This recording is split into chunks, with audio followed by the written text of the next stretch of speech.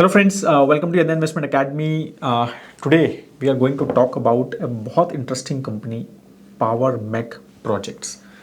तो इंफ्रा एक बहुत बड़ी थीम है and we understood like in the recent budget also एक काफ़ी बड़ा फोकस एरिया है from the government of India perspective infra sector में investment.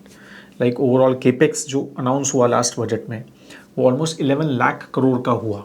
Right and consistently it is increasing. Yes the percentage increases जो है वो थोड़ा डिक्रीज हो रहा है, ठीक है, और बिकॉज फिजिकल डेफिसिट पे भी गवर्नमेंट का फोकस काफ़ी ज़्यादा है, but still the amount has is pretty much very high because overall budget का साइज भी हमारा हर साल बढ़ रहा है. राइट तो एक काफ़ी बड़ा इन्वेस्टमेंट हमारा कंसिस्टेंटली इंफ्रा में हो रहा है. और इंफ्रा जब बात होती है तो किस चीज़ की सबसे ज़्यादा बात होती है? पावर सेक्टर की बात होती है, रोड की बात होती है, ब्रिजेस की बात होती है, माइनिंग सेक्टर की बात होती है. राइट ये सारी चीज़ें जो आती हैं ये इंफ्रा में आती है. तो अब इंफ्रा जब बात होती है, अगेन कौन सी कंपनीज जब हम बात करते हैं, हम L&T की बात करते हैं या हम सीमेंट सेक्टर की बात करते हैं. राइट तो ये इस तरह की बड़ी बड़ी कंपनीज जो हैं, या थोड़ा अगर हम रियल एस्टेट टाइप का मैं देखें तो उसमें भी एक इंफ्रा का सेगमेंट आता है. तो ये सारी चीज़ें हम टिपिकली इंफ्रा में बात करते हैं. Then फिर pipe industry and all those things and even wire had some ancillary sectors also come into infra. But एक कंपनी ये है जो कि एक स्मॉल कैप कंपनी है, बट बहुत इंटरेस्टिंग कंपनी लगी मुझे. We recently analysed it completely in detail about it. ठीक है, तो ये बहुत इंटरेस्टिंग है. तो मेरे को लगा कि एक बहुत डिटेल इसका 5G analysis we should do. ठीक है, तो ये वीडियो में हम समझेंगे कि ये कंपनी करती क्या है, how the valuations is, some scenario analysis and all those things we will understand. तो what happened is right, तो company has done very very well. अगर हम देखें तो ये 4,000 रुपये का स्टॉक था कुछ ऑलमोस्ट एक साल पहले, अभी 6,500 रुपये का स्टॉक है. एंड स्पेसिफिकली अगर हम देखें तो 8 जुलाई से एकदम रॉकेट वो बना है. 4,800 से सीधा 6,500 वो स्टॉक का गेन हुआ है जस्ट इन फ्यू डेज. तो क्या बेसिकली इंटरेस्टिंग हुआ, क्या हुआ, ये सारी कंपनी के बारे में हम यहाँ पर डिटेल में समझेंगे. राइट तो पहली बात तो कंपनी करती क्या है वो हम यहाँ पर समझते हैं. कंपनी जो है एक प्योर कंस्ट्रक्शन और इंफ्रा कंपनी है. मेजरली दो मेजर सेक्टर्स में दे आर प्रेजेंट, एक पावर सेक्टर में, एक नॉन पावर. तो पावर सेक्टर में they work in coal plants, renewable plants, gas power plants पे काम करते हैं. क्या काम करते हैं वो बताऊँगा. और नॉन पावर में steel sector, oil and gas, mining, railway, ठीक है, कंस्ट्रक्शन, रोड, वाटर एंड इस तरह के प्रोजेक्ट्स में दे वर्क. राइट तो कंपनी जो है मेजरली 4-5 सेगमेंट में काम करती है. एक तो है ETC. राइट उसके बारे में भी डिटेल में बात करेंगे, बट वो इंडस्ट्रियल कंस्ट्रक्शन का काम इनिशियली, उस तरह का काम. फिर industrial services, operations and maintenance का काम. फिर मैन्युफैक्चरिंग एंड हैवी फैब्रिकेशन का काम, माइनिंग का काम, और एक सिविल इंफ्रास्ट्रक्चर क्रिएशन का काम. इस तरह के ये 4-5 काम करते हैं. तो बिल्कुल एक जिसमें हाथ डर्टी होते उस तरह का बेसिकली काम ये करते हैं. ठीक है, जिसकी बहुत ज़रूरत भी है. जैसे हम L&T की अगर हम कॉन कॉल्स वगैरह सुने तो बहुत बार इस बारे में बोलते हैं. राइट कि एग्जीक्यूशन करने वाली जो कंपनीज हैं इंडिया में बहुत लिमिटेड हैं, जो मतलब बैठ के रोड्स बनाएं, अच्छी क्वालिटी की रोड्स बनाएं, अच्छे ब्रिजेस बनाएं या अच्छे पावर प्लांट्स बनाएं. राइट तो बहुत कम कंपनीज, एक बड़ी कंपनीज इस तरह की हैं. बहुत सारे छोटे छोटे प्लेयर्स हैं, बट एक बिग पूरे इंडिया लेवल पे जो कंपनीज हैं they are very limited companies. तो of course L&T is very very big in this, but this is very small, but they are trying to be doing well. पहला इनका जो segment है, जैसे मैंने बोला कि ETC है. राइट तो ETC सेगमेंट की अगर हम बात करें तो उसका मतलब होता है इरेक्शन, टेस्टिंग एंड कमीशनिंग. तो प्रोजेक्ट का इरेक्शन करना, फिर उसको टेस्ट और उसको कमीशन करना. राइट तो वो उसमें power, nuclear, refineries, petrochemicals, oil and gas, steel, ये इस तरह के सारे प्रोजेक्ट्स में ये काम करते हैं. Majorly coal based power plant, ठीक है, BOP, BTG प्रोजेक्ट्स करते हैं. Right cross country pipelines create करते हैं, erection of piping packages. Right it has not installed. तो इतने 67 गीगावाट की इन्होंने अलग अलग प्रोजेक्ट जो हैं वो उसमें काम किया है. ठीक है, तो इनके कुछ प्रोजेक्ट्स हैं जो उन्होंने कुछ फोटोज़ भी दी हुई हैं. फिर इंफ्रास्ट्रक्चर कंस्ट्रक्शन सेकेंड इज़ कि भाई ETC हो गया. फिर ये सिविल वर्क एक्चुअल में, ठीक है, कि फाउंडेशन बनाना किसी सिविल वर्क की, डेक्स बनाना, चिमनी बनाना, कूलिंग टावर बनाना, कोल हैंडलिंग प्लांट्स बनाना. Right railway and retro roads बनाना, वाटर प्रोजेक्ट्स बनाना, कैनाल्स बनाना. Right minor and major bridges बनाना. तो इस तरह के इंफ्रास्ट्रक्चर कंस्ट्रक्शन प्रोजेक्ट्स, राइट तो वो भी ये करते हैं. फिर थर्ड है O&M की ऑपरेशंस एंड मेंटेनेंस की, भैया प्रोजेक्ट बन गया, उसका ऑपरेशन काम करना उसका और उसका मेंटेनेंस करना, तो वो भी करते हैं। ठीक है, 68.4 gigawatt thermal capacity across 44 power plants in utility. ठीक है, तो उसका O&M ये मैनेज कर रहे हैं करंटली, तो काफ़ी बिग उस चीज़ में कर रहे हैं।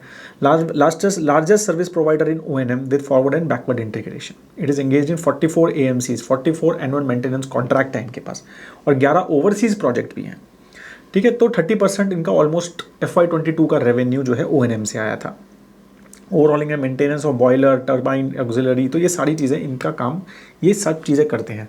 ठीक है, तो ये काफ़ी एज अ सेट, जिस तरह का इन्वेस्टमेंट हो रहा है, जिस तरह का मैन्युफैक्चरिंग की तरफ थॉट प्रोसेस है, राइट, और गवर्नमेंट का फोकस है कंस्ट्रक्शन में एंड इंफ्रा डेवलपमेंट में, राइट, एंड पावर सेक्टर में, तो काफ़ी इंटरेस्टिंग स्पेस है ये। डेफिनेटली एज अ सेट कि एक हाथ डर्टी करने वाला स्पेस है, और आई एम श्योर उसकी वजह से मार्जिन्स वगैरह ये सब चीज़ें जो हैं, हम एक इन्वेस्टमेंट के लिए कंपनी है या नहीं है वो हम डिस्कस करेंगे, but it is a very very important work which they are doing, right, हम उस थॉट प्रोसेस से कर सकते हैं। फिर मैन्युफैक्चरिंग एंड हैवी एंड, तो backward integration of O&M business basically, तो ऑपरेशन एंड मेंटेनेंस करते हैं, तो उसमें जो भी स्पेयर पार्ट्स यूज़ होते हैं काफ़ी सारी जगह पे, तो वो भी ये करते हैं, तो उसमें हैवी फैब्रिकेशन वगैरह का काम भी ये करते हैं। Caters to fabrication of heavy structures, large and high pressure tanks, hydro turbines, repair of steam and hydro turbines, तो ये सारी काम भी ये इन्होंने बैकवर्ड इंटीग्रेट किया हुआ है कि ठीक है भाई, हमें अब मेंटेनेंस करना है, उसमें कोई चीज़ ख़राब हो गई तो वो कैसे ठीक होगी, तो फिर वो एक बैकवर्ड इंटीग्रेशन करके they do all those manufacturing and heavy fabrication work as well. Mining में they have entered recently and they have won some big deals and we will keep on talking about them. तो ये काफ़ी बड़ी reason भी था कि stock has performed well. ठीक है, तो mining infrastructure, removal of overburden, extraction of coking coal, processing, transportation of coal, तो टिपिकली कोल की mining typically they are currently working on. ठीक है, तो उसमें इनको 2 ऑर्डर मिले हैं। एक ऑर्डर मिला है इनको कोल इंडिया से, ठीक है, तो उसमें इन्होंने 9,294 करोड़ का ऑर्डर है 25 साल के लिए। ठीक है, तो उसमें 74% इनका शेयर है और 26% इन्होंने किसी एक कंपनी के साथ सेटअप किया हुआ है, जेवी है ये। सेकेंड, इनका स्टील अथॉरिटी से भी 30,000 करोड़ का प्रोजेक्ट मिला है, वो 28 ईयर्स का है। ठीक है, माइनिंग प्रोजेक्ट है, तो उसमें भी 74% इनका है और 26% पीसीपी पटेल करके कंपनी का है। तो इस तरह से 2 बहुत बड़े mining project they have recently got. ठीक है, और ये काफ़ी लंबे प्रोजेक्ट्स हैं, तो मतलब और बड़े बड़े प्रोजेक्ट्स हैं। तो जिस तरह की कंपनी है, 10,000 करोड़ की टोटल कंपनी है, वो भी मार्केट कैप, अब हम बात करेंगे आगे रेवेन्यू वगैरह कितना है, तो उसके हिसाब से जो प्रोजेक्ट, जो कंपनी का साइज है, उस हिसाब से they have got really big project from SAIL and coal India. ठीक है, and then they also they work on hydro power, water projects, innovation, modernisation, ये सारी सेल्स एंड सर्विस, तो ये सब प्रोजेक्ट्स भी ये करते हैं। Extra high voltage substation works, तो अगेन कोई भी एक कंस्ट्रक्शन का काम है, मतलब typically they are everywhere in that, right. तो इनकी सर्विसेज प्रेजेंस O&M में, क्योंकि इनका काफ़ी अच्छा बिजनेस आता है, तो उन्होंने कहा कि भाई हम thermal gas and hydro power plant का और पावर एंड डिसैलिनेशन प्लांट्स का फुल्ली डेवलप्ड प्रेजेंस है, मतलब हम पूरी सर्विसेज देते हैं उसमें। फिर कुछ पार्शली रिफाइनरी, पेट्रोकेमिकल में भी, स्टील में भी, इलेक्ट्रिकल मेंटेनेंस वर्क में भी अब कुछ काम करते हैं। और ये वाटर प्रोजेक्ट्स, माइनिंग जो कि प्रोजेक्ट मिले हैं इनको, और आयरन और मिनरल प्रोसेसिंग, और ये सारे जो O&M वर्क हैं, ये अब ये डेवलप करने की कोशिश कर रहे हैं। तो ये फ्यूचर में they are planning to develop on this. They have international presence as well. ठीक है, दो बहुत बड़ा रेवेन्यू नहीं आता है, but they have a presence in middle east. अब जैसे हमने L&T का देखते हैं, तो मिडिल ईस्ट से बहुत बड़ी पाइपलाइन है। मतलब अभी मैं जब रिजल्ट देख रहा था, तो ऑलमोस्ट आई थिंक 46% उनकी जो करंट ऑर्डर, लास्ट क्वार्टर में ऑर्डर्स आए हैं, वो आउटसाइड इंडिया आए हैं। तो they have got really big presence there. ठीक है, तो यहाँ पर इनके पास भी वही प्रेजेंस अच्छी खासी है। And then they have some presence in north Africa as well. ठीक है, so domestic clients all major अगर आप देखोगे तो NTPC, BHEL, तो ये सब मतलब पावर सेक्टर में टाटा पावर, ठीक है, महाजेनको, तो काफ़ी सारे इनके मतलब अगर हम देखेंगे तो काफ़ी सारे प्रोजेक्ट्स इनके पावर सेक्टर में इनके पास हैं। And then they also work with NHAI, L&T also gives them some work to them, right. So वो सारी चीज़ें they work, and then they also have international clients from that perspective. अगर हम देखें, in order to achieve long term table income to the tune of 3,000, focus is on O&M segment. O&M segment पे इनका, और mining segment, ये majorly इनका major focus area है इनको, जहाँ पर काफ़ी बड़ा एक ग्रोथ दिखता है।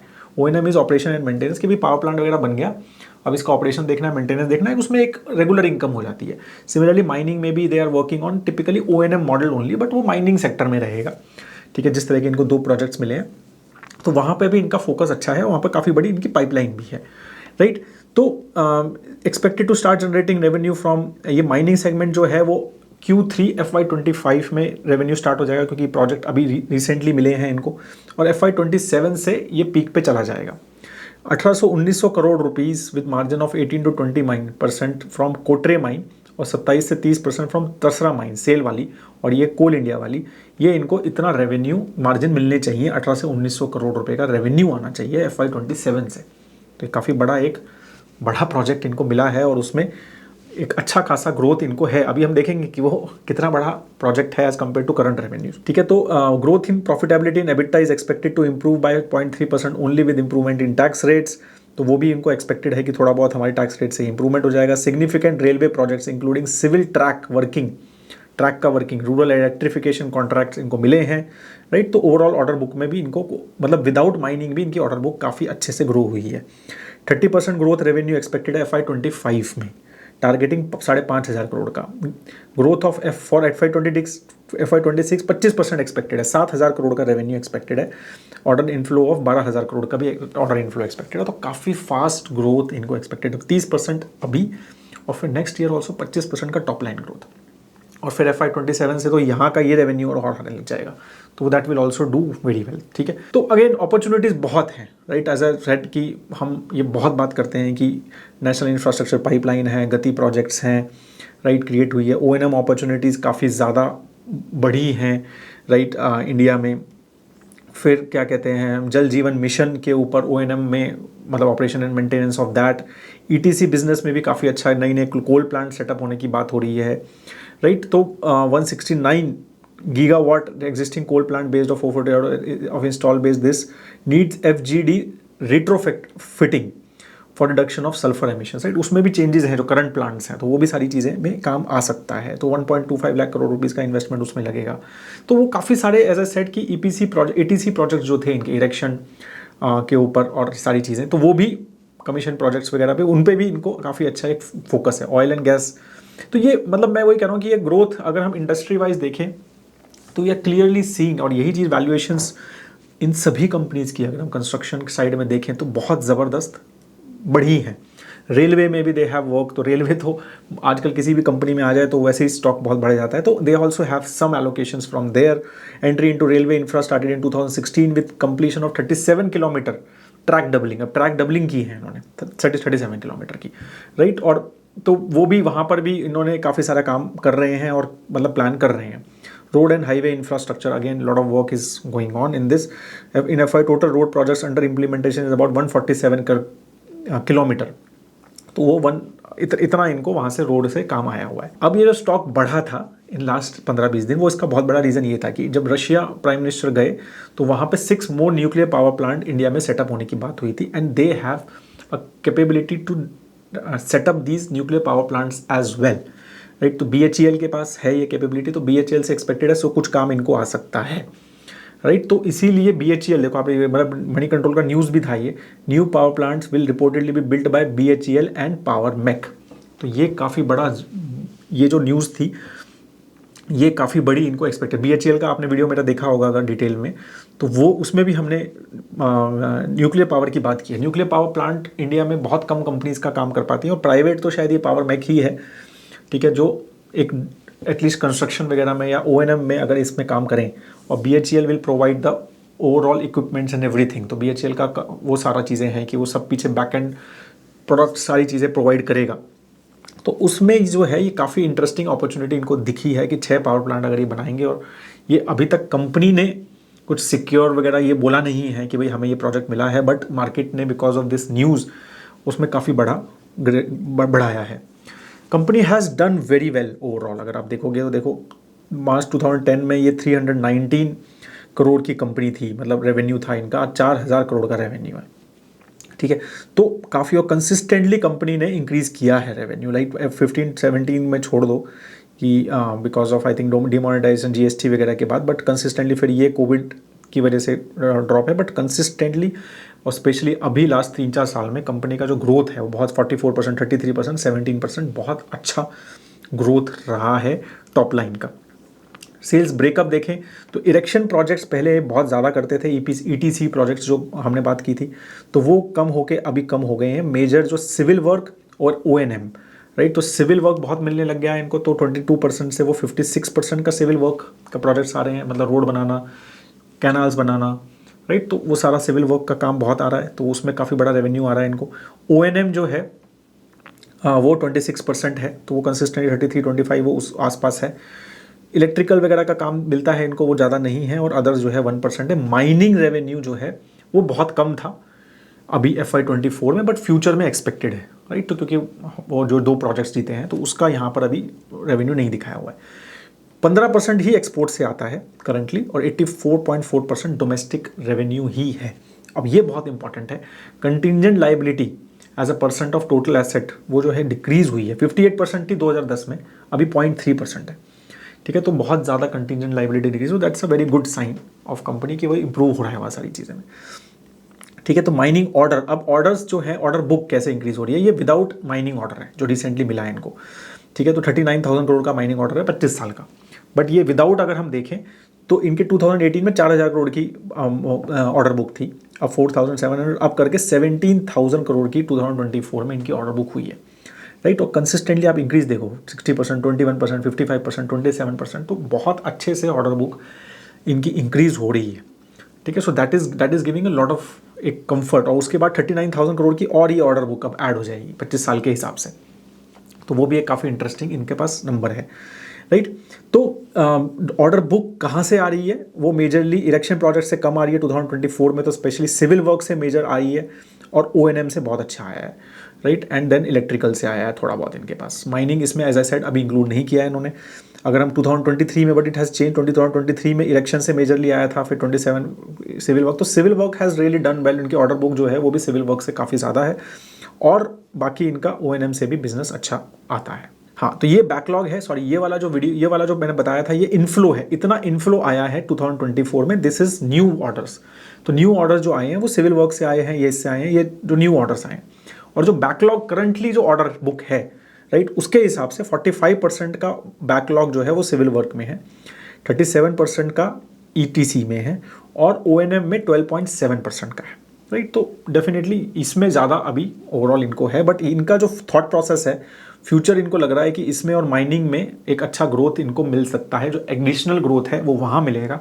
दे think that this will keep on going at decent pace, but यहाँ इनको मेजरली बड़ा वर्क मिलने की उम्मीद है। पैट मार्जिन्स, अगर एबिटा वगैरह की बात करें तो वो भी एक कंसिस्टेंटली जो है इंक्रीज हुए हैं। एबिटा मार्जिन्स देखोगे आप तो पहले ज़्यादा थे, अराउंड 12 से लेके 14-15 के आसपास एवरेज रहती थी, अभी जो है वो 10 से 12 के बीच में एवरेज है, ठीक है। मेजरली बिकॉज ओएनएम सिविल वर्क में इनका जो मार्जिन्स है वो कम होते हैं, ईटीसी में भी इनके मार्जिन्स कम होते हैं, ओएनएम में इनके मार्जिन्स ज़्यादा होते हैं, ठीक है। तो ओएनएम बिजनेस जो है उसमें आगे उम्मीद है इनको अच्छा करेंगे, बट वो इतना ज़्यादा एटलीस्ट लास्ट 2-3 साल में इनको प्रोजेक्ट्स नहीं मिले हैं, और उसमें माइनिंग में अब इनके मार्जिन्स इंप्रूव होने की काफ़ी उम्मीद है। तो दे थिंक कि मार्जिन, जैसे हमने बात किया था ना, mining margins are expected to increase a lot, ठीक है, और 1800-1900 करोड़ का रेवेन्यू भी एक्सपेक्टेड है। तो हमने देखा उनका रेवेन्यू कितना था लास्ट फाइनेंशियल ईयर में, 4,200 का रेवेन्यू था, अब उसमें से 1800-1900 करोड़ ये सोच रहे हैं कि भाई FY27 से सिर्फ माइनिंग से आना चाहिए, राइट। सो काफ़ी बड़ी अपॉर्चुनिटी वहाँ पर दिख रही है इनको, ठीक है। और ओवरऑल पैट मार्जिन जो है वो ये 5 से लेके 6 के बीच में ही अगर आप देखोगे हिस्टोरिकली रहे हैं, राइट, और वहीं पर तो पैट मार्जिन उन्होंने वो मैनेज किए हैं, राइट। तो जबकि एबिटा कम हुआ है, बट पैट जो है वो इन्होंने वहाँ पर मैनेज किया है। आरओई जो है वो काफ़ी अच्छे इंप्रूव हुए हैं, 2 पॉइंट आरओई अगर हम देखें, financial leverage, PAT margins and asset turnover. ROE, ROC overall years again 24 का आरओसी है currently, which is pretty good, 14% का आरओई है, विच इज़ प्रेटी गुड, तो that is giving lot of comfort, right. Debt company का जो है overall total date जो है कंपनी का वो 390 करोड़ का है, and it has decreased actually 527 से दे हैव डिक्रीज्ड इट, और इंटरेस्ट कवरेज रेशियो जो है वो अब 5 के आसपास है, तो काफ़ी कंफर्टेबल पोजीशन है फ्रॉम डेट परस्पेक्टिव। कंपनी के अच्छा खासा प्रोमोटर होल्डिंग है, सज्जा किशोर बाबू जी जो CMD है, ही होल्ड्स अराउंड 24.4%। सज्जा लक्ष्मी जी जो हैं, she is a wife, right, 12.2% उनका स्टेक है, तो these are the promoters majorly. P ratio 16 जुलाई को अभी शायद 40+1 हो गया, अभी मैं जब वीडियो बना रहा हूँ तो 41+ है, बट ये जब हमने प्रेजेंटेशन बनाया था तो उतना 38 था, राइट। मीडियन 30 है, 21, तो ठीक है। मतलब डेफिनेटली एक कंस्ट्रक्शन, एक इंफ्रा सेगमेंट के हिसाब से अगर हम बात करें तो एल के साथ कंपेयर करें तो उसी रेंज में इनको वो वैल्यूएशंस करंटली मिल रहे हैं।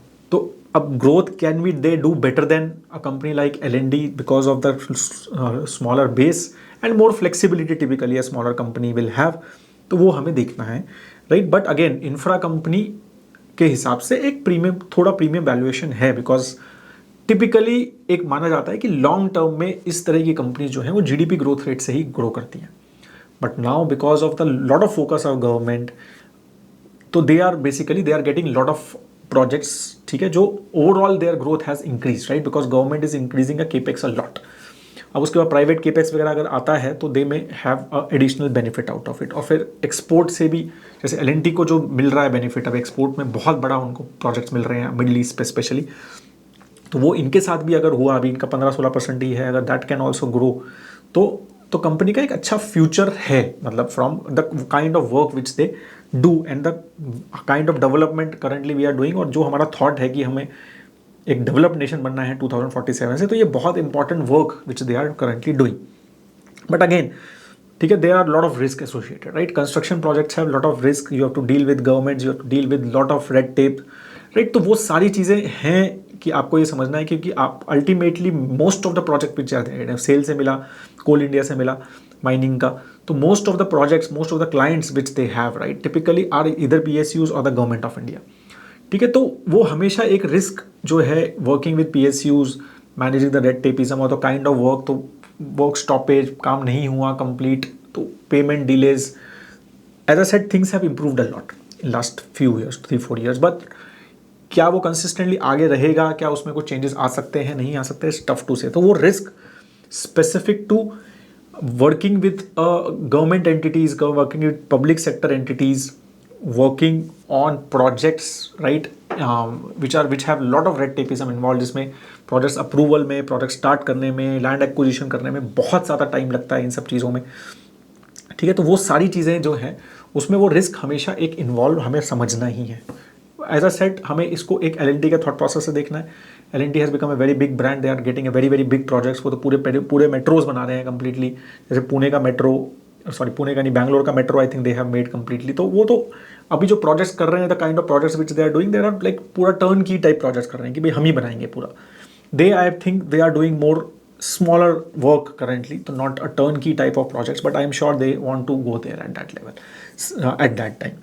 But as I said, there are a lot of risk involved. It's not an easy sector to be in, right? It's not something, it is not like FMCG, ठीक है, तो इसमें brand बना लो और ये सब, ये तो बहुत ही मतलब जो रिस्क एक टिपिकली डिफेंस सेक्टर में है या पावर सेक्टर में है, राइट, टिपिकली वो रिस्क है। Only benefit they have is कि केपेक्स ज़्यादा नहीं करना पड़ता है, क्योंकि it's more of A job work, right, कि आपको ये कंस्ट्रक्ट करना है, ठीक है, सामान वो देंगे, वो सब करेंगे, तो वो प्रोजेक्ट वैसा चलता है।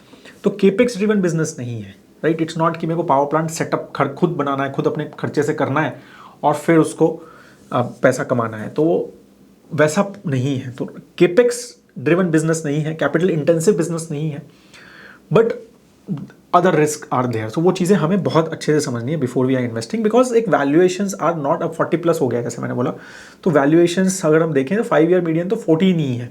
तो कंपनी जो है वो अच्छे हमेशा ग्रो किया है, बट वो इतना ही रहा है टिपिकली, और वही टिपिकल उनका 15 से 20 का एक वैल्यूएशन कंफर्ट रखता है टिपिकली इस तरह की कंपनीज में जो पास्ट हिस्टोरिकली है। But things have changed, government focus has increase, तो वो सारी चीज़ों की वजह से प्रीमियमाइजेशन और ओवरऑल मार्केट्स प्रीमियमाइजेशन को मिल रहा है। तो करंटली एज आई सेड कि जब हम देख रहे हैं तो L&T also have a similar valuation, right, as I said कि टेक्नो इलेक्ट्रिक जो है ये थोड़ा सा अभी काफ़ी सारी और भी चीज़ें करने लग गए हैं, इंजीनियर्स इंडिया, तो सिमिलर टाइप का इनका वैल्यूएशन है, राइट। तो ये सब चीज़ें करंटली इनके हैं। तो अगेन ये 4-5 दिन पहले का डेटा है, ठीक है। तो but we need to understand कि we are at a similar level, so they are at level of L&T। Yes, maybe we will get थोड़ा बहुत उनको प्रीमियम, एक स्मॉल कैप, एक मोर निम्बल कंपनी का मिलना चाहिए, तो वहाँ पर हम थोड़ा बहुत एक ग्रेस देख सकते हैं। अगर ये जिस तरह का बोल रहे हैं कि 35% ग्रो होंगे, फिर 25% ग्रो होंगे, फिर इनके पास एक माइनिंग का बहुत बड़ा ऑर्डर बुक है, फिर वो आएगा, तो इनका बेस छोटा होने की वजह से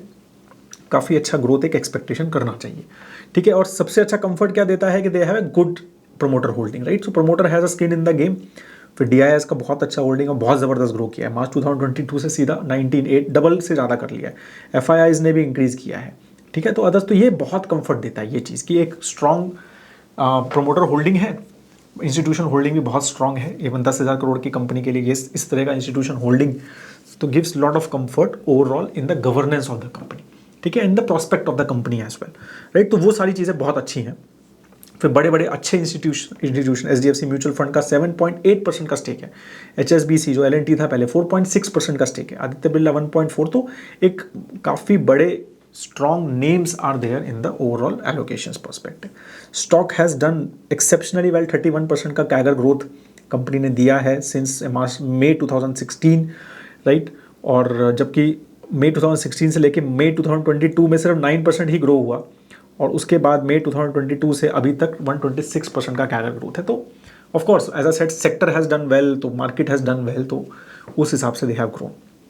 अब हम बात करते हैं ओवरऑल एक सिनेरियो एनालिसिस की कि क्या क्या चीज़ें हमें समझनी है, और क्विक एक scenario analysis. Currently revenue FY24 का अगर हम करंटली मानते हैं, पैट ये है करंटली, तो ये मार्जिन हैं इनके 27 तक एक्सपेक्टेड है कि एक बेस केस में 8,000 करोड़ का इनका रेवेन्यू एक्सपेक्टेड है based on what they have told कि भाई इतना ग्रो करेंगे इतना ग्रो करेंगे। तो 3 साल के हिसाब से कैलकुलेशन कर रहे हैं।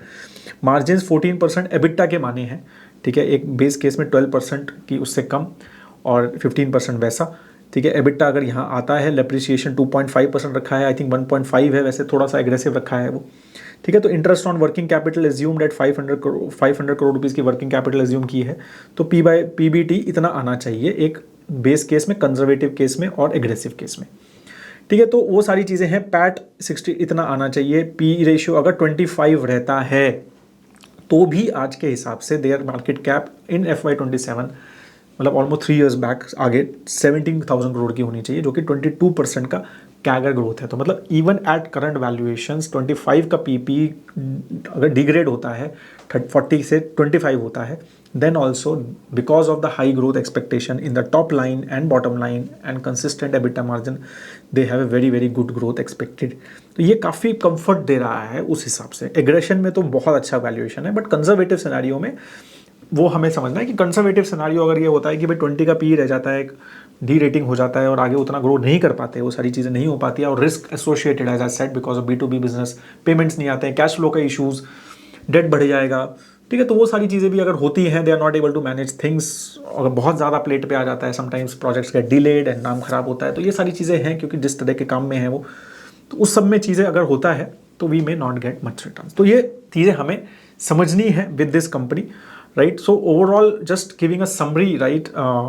We need to understand that this is a pure core infra play, right? Like something like which companies like as I said pure core L&T type की कंपनी है वो, ठीक है। तो उसमें risk associated, there is huge growth expected because of government focus, tailwinds in the sector, ठीक है, and overall the kind of work which they are doing, ठीक है। तो वो काफ़ी अच्छा उसमें ग्रोथ है, बट रिस्क है because they are working lot with public sector companies, ठीक है। तो payment delays are a risk, delays in the project executions are the risk, ठीक है। डिले इन द मतलब getting a right skill set, ठीक है। L&T वाले बार बार बोलते हैं कि स्किल सेट ही नहीं है अवेलेबल, तो that can be a risk जैसे as they scale up, right. तो वो सारे रिस्क हैं। रेड टेपिज्म में उसकी वजह से delay in the projects, cancellation of the projects, ठीक है। तो वो सब चीज़ें हमें समझनी चाहिए, और उसकी वजह से ही टिपिकली इन सब कंपनीज के वैल्यूएशंस 40 के PE पे आर लिटिल एग्रेसिव, बट अगर if they the guidance which they have given, if they are able to do give that numbers and they are able to मतलब प्रूव किए हम बढ़ सकते हैं इस ग्रोथ से, so that will be very interesting to see. और आगे की जैसे जैसे पाइपलाइन आती है इनके पास, जो बहुत स्ट्रॉन्ग है अभी इनके पास, तो that we will see. So that is all I have on this. If you have any question please do write in the comment section below, ठीक है। आई होप दैट आपको अच्छे से समझ आया होगा बिजनेस ये। तो कमेंट है आपके, और आपके कुछ सजेशंस हैं, और आपका कोई और थॉट है ऑन दिस कंपनी, तो do let me know on this.